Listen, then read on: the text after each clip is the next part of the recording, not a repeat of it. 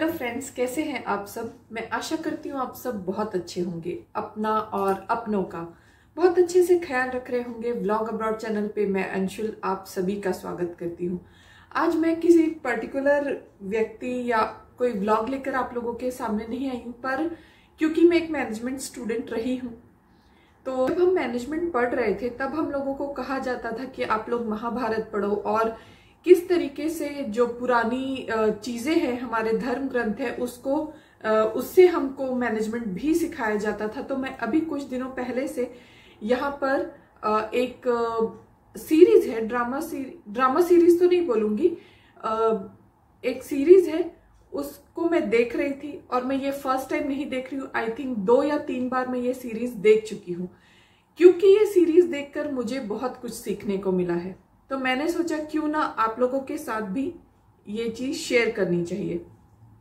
और सबसे पहले मेरे सभी व्यूअर्स को मैं कहना चाहूंगी जुम्मा मुबारक, क्योंकि हम गल्फ में रहते हैं तो इतना तो जिस कम्युनिटी में आप रहते हैं तो थोड़ा बहुत तो आपको पता चल ही जाता है उस बारे में, तो इसलिए मैंने कहा है। और आज जिस सीरीज के बारे में मैं बात करने जा रही हूँ, आपने थंबनेल टॉपिक देख ही लिया होगा, फिर भी मैं बताना चाहती हूँ कि ये सीरीज है हजरत यूसुफ जी के बारे में। मैं जी इसलिए बोल रही हूँ क्योंकि जब भी हम अपने भगवान का नाम लेते हैं तो हम उनके नाम के आगे जी लगाते हैं, तो मेरी बुद्धि इतनी ही है और मैं इसी तरीके से उनको संबोधित करना चाहूंगी। अगर कोई गलती हो तो प्लीज माफ कीजिएगा, क्योंकि मैं किसी की भी धार्मिक भावना को यहाँ ठेस नहीं पहुंचाना चाह रही हूँ, पर क्योंकि ये सीरीज मुझे बहुत अच्छी लगी इसलिए मैं आप लोगों के साथ ये अपना एक्सपीरियंस शेयर करना चाह रही हूँ। ये सीरीज है हजरत यूसुफ जी के बारे में। तो बैकग्राउंड ये है कि हजरत यूसुफ जी जो है वो याकूब नबी जी के बेटे हैं, और याकूब नबी जी जो है उनके 12 बच्चे थे, और 12 लड़के थे और एक उनकी बेटी थी, जैसा कि उस सीरीज में दिखाया।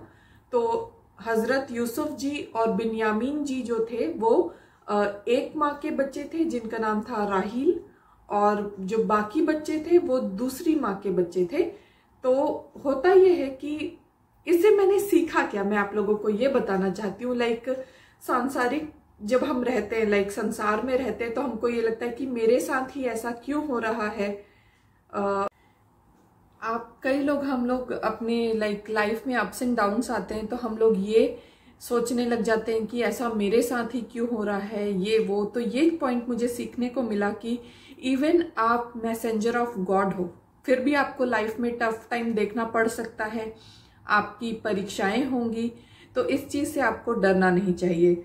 मैं तो ये भी कहती हूँ कि ये जो सीरीज है मैनेजमेंट स्टूडेंट्स को दिखानी चाहिए, जिससे वो ये सीखें कि पुराने जमाने में भी प्लानिंग कितने अच्छे तरीके से होती थी। जिस तरीके से हजरत यूसुफ जी ने प्लान किया था ये सारी चीजें। एक्चुअल में मैं आपको एक छोटा स्टोरी बताती हूँ इस सीरीज का ही, जो है जो वहाँ के राजा होते हैं मिस्र के, वो एक सपना देखते हैं। सपने में ये देखते हैं कि वो नील जो वहाँ की नदी, वहां से 7 मोटी ताजी गायें बाहर निकलती हैं। फिर वहीं से 7 बहुत पतली दुबली और शायद बीमार सी गायें बाहर निकलती हैं, और उनका आपस में झगड़ा होता है, और जो सूखी पतली दुबली गायें थी वो सारी मोटी ताजी गायों को खा जाती है। और फिर नेक्स्ट डे एक सपना देखते हैं कि 7 दिन नील सूख अच्छी बहती रहती है, और फिर उसके बाद 7 दिन वो सूख जाती है। तो ये जो उनका सपना था इसके बारे में पूछा जाता है, पूरे देश के बहुत जो भी ज्योतिषी लोग होते हैं उन सब से पूछा जाता है।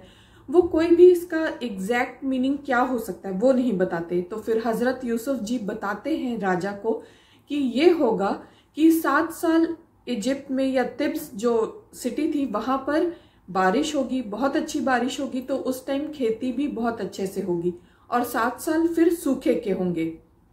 तो इस चीज को मेंटेन करने के लिए पूरी प्रजा इन 7 सालों में जो सूखे के होंगे उसको कैसे काटेगी, 7 साल पहले के प्लांटेशन से, एग्रीकल्चर से, उसकी पूरी प्लानिंग बताइए, जो कि मुझे बहुत अच्छा लगा। हर मैनेजमेंट स्टूडेंट को ये सीरीज देखनी चाहिए। और मैं कभी भी जब मुझे फील होता है कि मैं थोड़ा डाउन फील कर रही हूँ, क्योंकि होता है कई बार जब आप फॉरेन में रहते हैं, आपके पास कोई नहीं होता है, तो मैं ये सीरीज का कोई एक पर्टिकुलर एपिसोड देखती हूँ और उससे मुझे बहुत मोटिवेशन मिलता है। यहाँ तक कि जो साइकोलॉजी के स्टूडेंट्स हैं और अगर वो मेरा ये वीडियो देख रहे हो तो आप लोग भी ये सीरीज जरूर देखिएगा।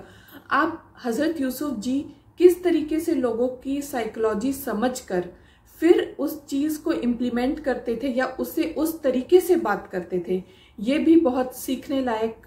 एक एक वाकया इतनी डीपली, इतनी अच्छे से बताया गया है कि आप अपने आप को एकदम ग्लूड समझेंगे इस सीरीज से। अजान चल रही है, आज फ्राइडे है ना, तो यहाँ पे लाइक जुम्मे की जो नमाज होती है मेन, वो चल रही है। और मैनेजमेंट में एक सब्जेक्ट होता है प्लानिंग का। अगर किसी स्टूडेंट को अपने कोई प्रेजेंटेशन भी देना है अपने कॉलेज में, तो ये सीरीज का एक पार्ट उठाए और इस पर वो प्रेजेंटेशन बनाए।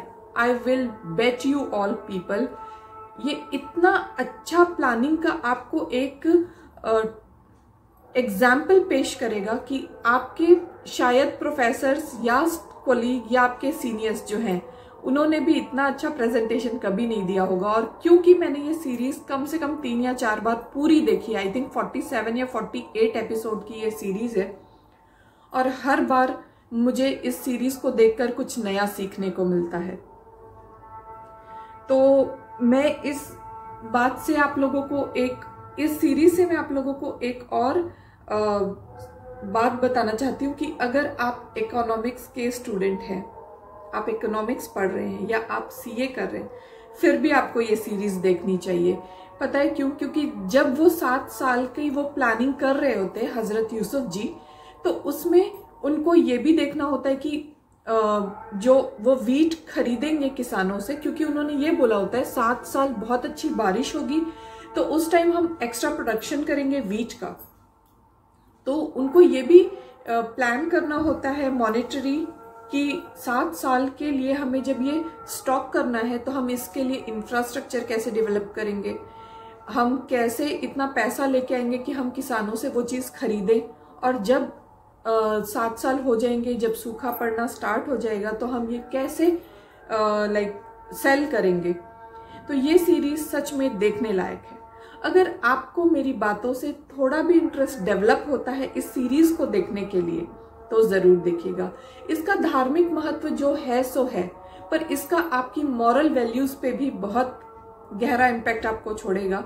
इसमें यह दिखाया गया है कि हजरत यूसुफ जी बहुत ही खूबसूरत, क्योंकि ऑब्वियसली वो पैगंबर थे तो बहुत खूबसूरत थे, तो औरतें जो है उनके तरफ बहुत ज्यादा अट्रैक्ट होती थी। फिर भी उन्होंने कैसे अपने आप को, ये जो होता है ना इन्फैचुएशन या गलत तरीके का लव, वो कैसे अपने आप को उस चीजों से बताया, और वो अपने ईमान से बिल्कुल भी नहीं हटे।